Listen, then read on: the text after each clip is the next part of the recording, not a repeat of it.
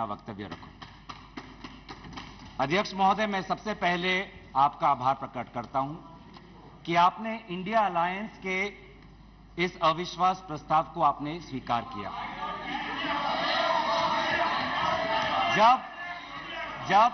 जब आपने पूछा कि इस अविश्वास प्रस्ताव के समर्थन में कौन कौन खड़ा है, तो मैं इस मंच से हमारे सारे इंडिया अलायंस दलों के सांसदों को मैं धन्यवाद और आभार प्रकट करता हूं। सर, ये अविश्वास प्रस्ताव हमारी मजबूरी है। ये हमारी मजबूरी है कि हम अविश्वास प्रस्ताव हमें लाना पड़ा, क्योंकि ये बात कभी भी संख्या की नहीं थी। ये बात हमेशा इंसाफ की थी, मणिपुर के इंसाफ की थी। आप पहले प्रस्ताव रख दो आप पहले। सर, प्रस्ताव मैंने आपसे अनुमति मांगा, मैं प्रस्ताव आगे करता हूं। मैंने शुरुआत में उनकी अनुमति मांगी मैं। ये इंसाफ मणिपुर की है, मणिपुर के लिए है। इंसाफ है मैं पढ़ूं महोदय, मैं निम्नलिखित प्रस्ताव पेश करता हूं कि यह सभा मंत्रिपरिषद में विश्वास का भाव व्यक्त करती है।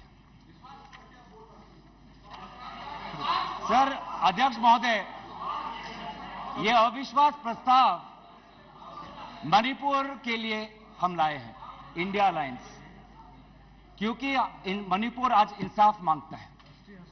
मणिपुर का युवा इंसाफ मांगता है, मणिपुर की बेटी इंसाफ मांगती है, मणिपुर के किसान इंसाफ मांगते हैं, मणिपुर के छात्र इंसाफ मांगते हैं। और मार्टिन लूथर किंग ने कहा है, मार्टिन लूथर किंग ने कहा है कि अगर कहीं भी नाइंसाफी हो तो वह हर जगह के लिए इंसाफ का खतरा बन सकता है। Injustice anywhere is a threat to justice everywhere. तो ये जो घटनाएं मणिपुर में हो रही है, इसको ये हम ना समझे कि उत्तर पूर्वांचल के किसी कोने में हो रहा है, ये भारत में हो रहा है। सर, अगर मणिपुर जल रहा है तो भारत जल रहा है। अगर मणिपुर में आग लगी है तो भारत में आग लगी है। अगर मणिपुर विभाजित हुआ है तो भारत विभाजित हुआ है। तो आज हम सिर्फ मणिपुर की बात नहीं कर रहे, हम भारत की बात कर रहे हैं। सर, हमारी मांग स्पष्ट थी कि देश के मुखिया होने के नाते प्रधानमंत्री सदन में आए, अपनी बात रखे, अपनी संवेदना प्रकट करे और उस पर सारे पार्टी समर्थन दे और मणिपुर को एक संदेश जाए कि इस दुख की घड़ी में पूरा सदन मणिपुर के साथ है, हम मणिपुर में शांति चाहते हैं। यह हमारी अपेक्षा थी, यह हमारी अपेक्षा थी। लेकिन अफसोस की बात है कि ऐसा नहीं हुआ। प्रधानमंत्री महोदय ने एक मौन व्रत लिया कि सदन में ना लोकसभा में कुछ बोलेंगे, ना राज्यसभा में कुछ बोलेंगे। और इसीलिए अध्यक्ष महोदय, ये नौबत आनी पड़ी कि हम अविश्वास प्रस्ताव के द्वारा प्रधानमंत्री मोदी जी का मौन व्रत हम तोड़ना चाहते हैं। सर, साफ साफ 3 सवाल है प्रधानमंत्री महोदय से। सवाल पहला कि आज तक वो मणिपुर क्यों नहीं गए? राहुल जी गए, इंडिया अलायंस के विभिन्न पार्टीज गए, गृह मंत्री जी गए, एमओएस होम गए, पर देश के मुखिया होने के नाते प्रधानमंत्री मोदी जी क्यों नहीं गए? यह है सवाल पहला। सवाल दूसरा कि लगभग 80 दिन क्यों लगे प्रधानमंत्री मोदी जी को मणिपुर पे कुछ बोलने के लिए, और जब बोले तो सिर्फ 30 सेकंड के लिए बोले, और उसके पश्चात आज तक भी प्रधानमंत्री मोदी जी की तरफ से ना कोई संवेदना का शब्द, ना कोई शांति की याचना। मंत्री मंडल बोल रहे हैं कि हम बोलेंगे, हम बोलेंगे। आप बोलें, आपको किसी ने नहीं रोका। लेकिन प्रधानमंत्री मोदी जी एक प्रधानमंत्री होने के नाते उनके शब्दों में जो महत्व है वो किसी मंत्री के शब्दों में नहीं है। माफ कीजिएगा, प्रधानमंत्री मोदी जी अगर प्रधानमंत्री होने के नाते एक शांति की पहल करें, उस कदम में जो ताकत है वो किसी मंत्री या किसी सांसद में वो ताकत नहीं है एक प्रधानमंत्री होने के नाते। सवाल हमारा तीसरा कि प्रधानमंत्री जी ने आज तक मणिपुर के मुख्यमंत्री को बर्खास्त क्यों नहीं किया? आपने गुजरात में जब निर्वाचन आए, गुजरात में जब आपको अपनी राजनीति करनी थी तो गुजरात में मुख्यमंत्री बदल दिए, एक बार नहीं 2 बार। उत्तराखंड में निर्वाचन आ रहे थे तो उत्तराखंड में 1 बार, 2 बार, 3 बार, 4 बार शायद आपने मुख्यमंत्री बदल किए।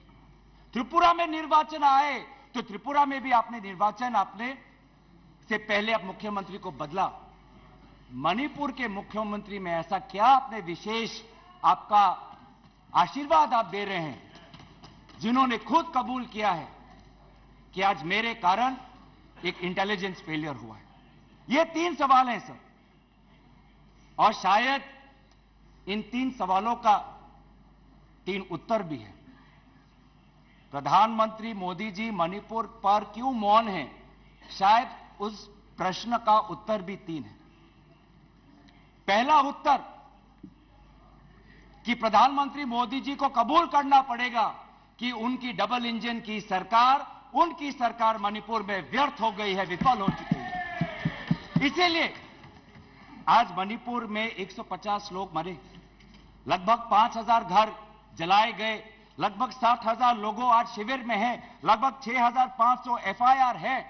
और मुख्यमंत्री, प्रदेश के मुख्यमंत्री होने के नाते जो एक संवाद का वातावरण बनाना चाहिए था, जो एक शांति, अमन और सद्भावना का एक वातावरण जो बनाना चाहिए था, आज उन्होंने सिर्फ मई महीने से नहीं, पिछले 2-3 सालों से ऐसे कुछ भड़काऊ उन्होंने कदम लिए हैं जो आज समाज के बीच में तनाव पैदा हो गया है।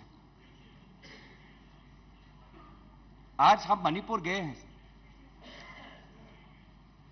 क्या मणिपुर में यह सबसे पहला हिंसा हुआ है? नहीं। क्या उत्तर पूर्वांचल में यह सबसे पहला हिंसा हुआ है? नहीं। इससे पहले भी हुए हैं, मणिपुर में भी हुए हैं। मैं खुद उत्तर पूर्वांचल का हूं, मैं खुद जिम्मेवारी से कहता हूं कि हुए हैं, लेकिन पहली बार, अरे आप में से तो कोई गया भी नहीं, आप क्या जानेंगे? पहले जाओ और फिर हमें परामर्श दो, पहले आप लोग जाओ।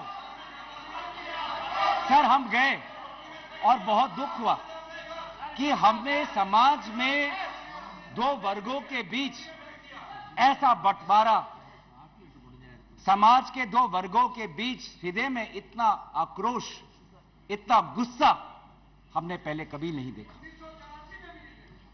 हमने पहले कभी भी नहीं देखा कि आज समाज का एक वर्ग दूसरे के प्रति बदले की भाषा का प्रयोग कर रहा है। हमने कभी भी नहीं देखा कि एक प्रदेश में एक ऐसी लकीर खींच दी गई है कि पहाड़ पे एक वर्ग के लोग रहते हैं और वैली में एक वर्ग के लोग रहते हैं। अफसोस की बात है सर कि जो सरकार एक इंडिया की बात करती है, आज उन्होंने 2 मणिपुर आपने बना दिए हैं। आपके राजनीति से 2 मणिपुर आज बन गए। मैं मणिपुर के मुख्यमंत्री को इस सदन से पूर्व प्रधानमंत्री वाजपेयी जी की राजधर्मों को याद करने के लिए सलाह दूंगा, जिन्होंने कहा कि राजा के लिए, शासक के लिए प्रजा में भेद नहीं हो सकता, ना जन्म के आधार पर, ना जाति के आधार पर, ना समुदाय के आधार पर। सर आज इस माहौल में अगर सबसे ज्यादा पीड़ा किसी को झेलना पड़ा है तो महिलाओं और बच्चों को। हमने देखे हैं वो वायरल वीडियो में, उनका मैं उल्लेख नहीं करना चाहूंगा, उससे सबको पीड़ा हुआ। पर ऐसे मुख्यमंत्री जी ने स्वयं कहे कि ऐसे 100 एफआईआर हैं। हम भी गए हैं सर, इंडिया डेलीगेशन, हमारे संसदीय दल, उस परिवार से हम मिलकर आए हैं जिसमें 2 महिलाओं के साथ इतना बुरा व्यवहार हुआ, अत्याचार हुआ। हमने ऐसे भी एक परिवार से मिले जिसमें एक 80 साल की महिला, जो एक स्वतंत्रता संग्रामी की पत्नी थी, उसको घर के अंदर बंद करके जिंदा जला दिया। जो 2 महिला जिसको लेकर आज सुप्रीम कोर्ट तक ये बात गई है उसमें से एक महिला का पति कारगिल में हमारे देश के लिए हमारी सीमा को सुरक्षा कर रहा था। वो कारगिल का जवान बोल रहा है, मैंने देश को बचाया, पर मैं अपने घर और अपने परिवार को नहीं बचा पाया। जब हम उनसे मिलते हैं तो हमको क्या कहें? आप लोग कहते हैं हम फोटो ऑप करने गए थे। सर, दुख के समय में संवेदना उनको देने गए थे। आज महिलाओं, बच्चों के साथ आऊंगा, अब सारे बातों पे आऊंगा, सब पे आऊंगा। धर्मीय जगह को भी बख्शा नहीं गया। धर्मीय अनुष्ठान पर भी आज भीड़ घुसी और उसका असम्मान किया। आज इंटरनेट नहीं है। आप कहते हैं कि सब नॉर्मल है, स्थिर है। आज भी इंटरनेट नहीं है, बच्चे स्कूल नहीं जा पा रहे, लोग अपनी बातें नहीं रख पा रहे। आज भी कितनी महिलाओं पर अत्याचार हुआ है, वो अपनी बात ही नहीं रख पा रहे। वो तो वीडियो वायरल हो गया, नहीं तो मुझे लगता था कि आज तक प्रधानमंत्री मोदी जी मौन रहते अगर वीडियो वायरल नहीं हो। पर ऐसे हजार से ऐसे अत्याचार हुए। लेकिन वहां के मुख्यमंत्री क्या कहते हैं? अभी ड्रग्स के ऊपर वो बोलते हैं कि सब ड्रग्स के लिए हुआ है। अध्यक्ष महोदय, बहुत गंभीर पूर्वक मैं ये बात अपने आपके समक्ष सदन में रख रहा हूं कि मणिपुर के मुख्यमंत्री के कार्यालय से जब एक ड्रग माफिया के बड़े नेता को वहां की पुलिस ने पकड़ा तो मुख्यमंत्री के दफ्तर से फोन गया कि उस ड्रग के माफिया को बचाओ, रिहा करो।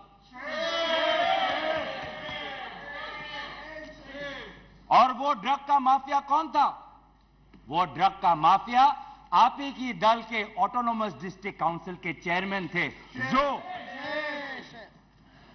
वहां पे जब इटोचा सिंह को पकड़ा गया, लोयांग नांगबंग इटोचा, जब इस व्यक्ति को पकड़ा गया तो मुख्य